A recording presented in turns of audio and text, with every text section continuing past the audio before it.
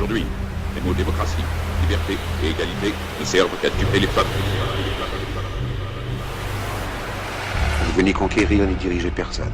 Je voudrais aider tout le monde dans la mesure du possible. Juifs, chrétiens, païens, blancs et noirs. Nous voudrions tous nous aider si nous le pouvions. Les êtres humains sont ainsi faits. Nous voulons donner le bonheur à notre prochain, pas lui donner le malheur. Nous ne voulons pas haïr ni humilier personne. Dans ce monde, chacun de nous a sa place et notre terre est bien assez riche. Elle peut nourrir tous les êtres humains. Nous pouvons tous avoir une vie belle et libre. Mais nous l'avons oublié.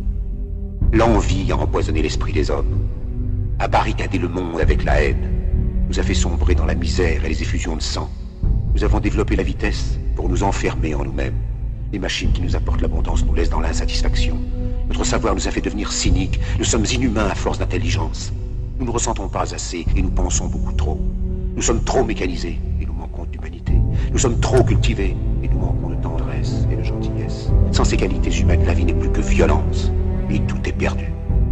Les avions, la radio nous ont rapprochés les uns des autres. Ces inventions ne trouveront leur vrai sens que dans la bonté de l'être humain, que dans la fraternité, l'amitié et l'unité de tous les hommes. En ce moment même, ma voix atteint des millions de gens à travers le monde. Des millions d'hommes, de femmes et d'enfants désespérés, victimes d'un système qui torture les faibles et emprisonne les innocents. Je dis à tous ceux qui m'entendent, ne désespérez pas. Le malheur qui est sur nous n'est que le produit éphémère de l'avidité, de l'amertume de ceux qui ont peur des progrès qu'accomplit l'humanité. Mais la haine finira par disparaître, et les dictateurs mourront, et le pouvoir qu'ils avaient pris au peuple va retourner au peuple. Et tant que les hommes mourront, la liberté ne pourra pas périr. Soldats, ne vous donnez pas à ces brutes, à une minorité qui vous méprise et qui fait de vous des esclaves, en régiment toute votre vie, et qui vous dit ce qu'il faut faire et ce qu'il faut penser, qui vous dirige, vous manœuvre, se sert de vous comme chair à canon, et qui vous traite comme du bétail. Ne donnez pas votre vie à ces êtres si inhumains, ces hommes-machines, avec une machine à la place de la tête et une machine par cœur. Vous n'êtes pas des machines, vous n'êtes pas des esclaves, vous êtes des hommes. Des hommes avec tout l'amour du monde dans le cœur. Vous n'avez pas de haine, sinon pour ce qui est inhumain, ce qui n'est pas fait d'amour.